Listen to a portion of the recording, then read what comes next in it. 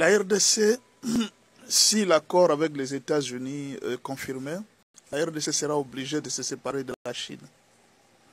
Alors, qu'est-ce qui a énervé un peu la RDC par rapport à la Chine?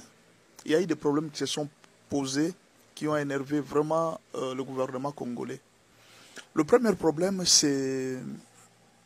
Vous voyez, quand les Chinois nous ont vendu des drones, Kagame est parti aussi en Chine, il a acheté des anti-drones. C'est-à-dire 2 drones congolais ont été détruits par des anti-drones chinois.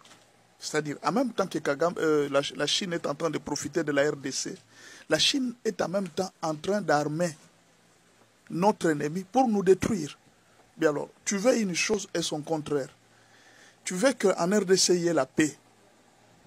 Et en même temps, tu es en train d'armer notre ennemi. Ça, c'est la première chose. La deuxième chose, la Chine n'a jamais été claire sur... n'a jamais été honnête dans ce qu'on appelle l'argent. Il nous escroque beaucoup. Imaginez que, d'après ce qu'on a appris, le cobalt est acheté directement avec les cuivres, parce que c'est dans la même matière, il y a les cuivres et dans la malachite, il y a le cobalt et les cuivres qu'on soutire. Mais en fait, la Chine achèterait seulement les cuivres et le cobalt est en quelque sorte donné. Et ça devient un problème. Donc la Chine exploite beaucoup plus les minéraux. Du coup, il exploite les cuivres, mais le cobalt est presque gratuit.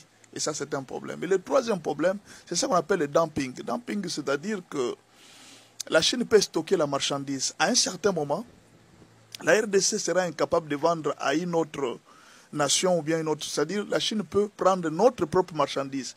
Il met sur le marché et il commence à baisser les prix, à jouer avec les prix du cobalt, de sorte que même nous, même la RDC, nous pouvons en souffrir pour ne pas vendre à un autre pays. Et là, ça devient un problème pour la Chine. En plus, la position de la Chine par rapport à la guerre n'a pas été claire. La Chine ne s'est pas déterminée pour dire que non, voilà, par rapport à cette guerre, faut-il soutenir le Rwanda ou non? Moi, ce sont les affaires. Mais les affaires, les personnes sont en train de mourir. Bon, pour la Chine, ça ne dit rien, la mort de personnes. Par contre, avec les États-Unis, quand les États-Unis viennent, ils installent leurs bases. Et ces bases peuvent nous sécuriser. Mobutu nous a laissé cet héritage-là. Mobutu a vécu la paix pendant 32 ans parce qu'il était soutenu par les Américains. Les Américains aujourd'hui en Angola, vous voyez, il y a la paix. Depuis que Lorenzo est là, il y a la paix. Il n'a jamais connu de guerre parce qu'ils sont avec les Américains. Mais si nous étions avec les Chinois et les Russes, cette guerre n'allait jamais se terminer. Et rassurez-vous, les Occidentaux